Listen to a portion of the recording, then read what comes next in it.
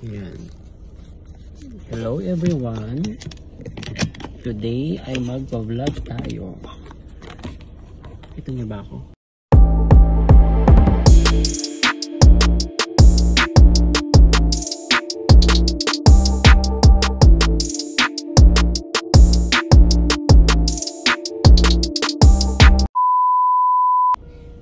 Hello everyone, welcome back to my channel.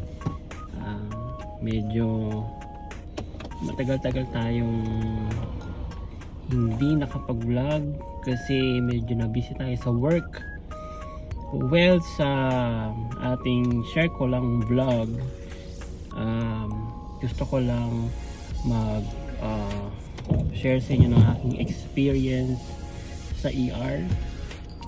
Totoo nga naman na hindi lahat ng araw sa ER ay toxic. Minsan benign. Pero ngayon, feeling ko ito yung isa sa mga pinaka-toxic kong duty sa ER. Na tipo yung board namin ay ayaw magpaawat. Ang dami naming nare-receive na ambulance back to back. At ang dami naming pasyente sa waiting area. Parang every hour hindi sila nababawasan. 20, makikita mo pa 30 na yung mga pasyente. Meron pa kami mga nasa closet room. Tapos yung mga pasyente namin is hindi yung tipong simpleng cases lang. Sobrang dami.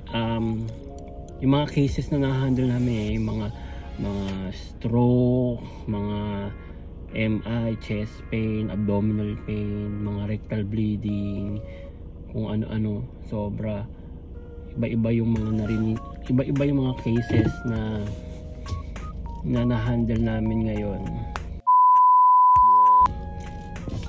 Drive muna tayo at baka makalimutan ko umuwi. Kaka-share ko sa inyo. Good thing na may mga kasama ka sa trabaho na very helpful pa rin.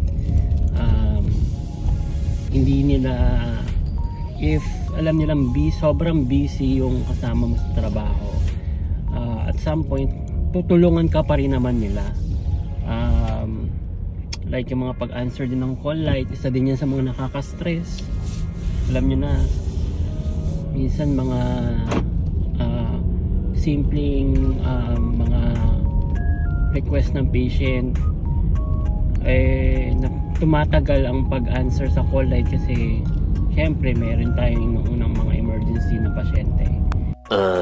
Tapos ito pang nakakatuwa sa ER namin, yung aming mga bosses, yung mga supervisors namin, pumasok sila alas 3 ng mga alas 2 or alas 3 ng madaling araw, o if I'm not mistaken mga alauna ata, pumasok sila nga, tumulong sila yung nag-help na mag-triage, nagpasyente din sila kasi sobrang dami talaga naming pasyente.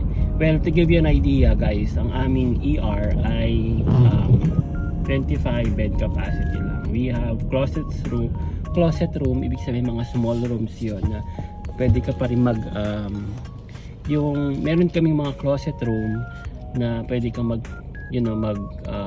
cater ng mga small cases like alam mo yun, mga swab lang, mga COVID or flu swabs, mga mild abdominal pain, mga dental pain, at saka yung mga tipong kayang-kayang i-manage. Pero sobrang dami kasi nila, yung parang kahit alas 3 na madaling araw nagdidisisi-datingan sila.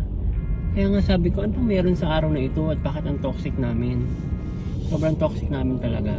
Well, ang bottom line mga ka-PCL, or ang takeaway ko na lang sa shinare ko sa inyo is always ask for wisdom and strength.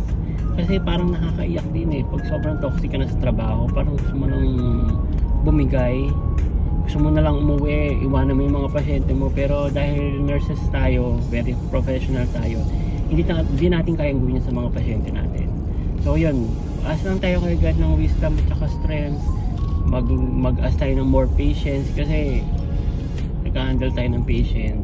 And also, we are nurses, we are very patient advocate dapat, di ba? So, yun lang guys. Medyo naparant si Nurse JB nyo ngayong araw na to kasi toxic namin. Very meaningful ang araw kahit toxic kasi we were able to survive yung aming 12-hour shift sa ER. And very thankful kami kasi yung aming mga supervisors, yung talagang pinakamataas sa ER, pumasok at tumulong sa amin kung kailangan namin sila, di ba? Feeling ko naman lahat ng mga ER ganun din naman siguro. So ayun lang guys, maraming salamat sa pag-listen sa aking share ko lang vlog. Pasensya na, hindi tayo masyadong nakakapag-vlog, nakapag-post ng vlog recently kasi alam nyo, toxic eh. So yun lang, maraming salamat sa inyo lahat and peace y'all. Peace.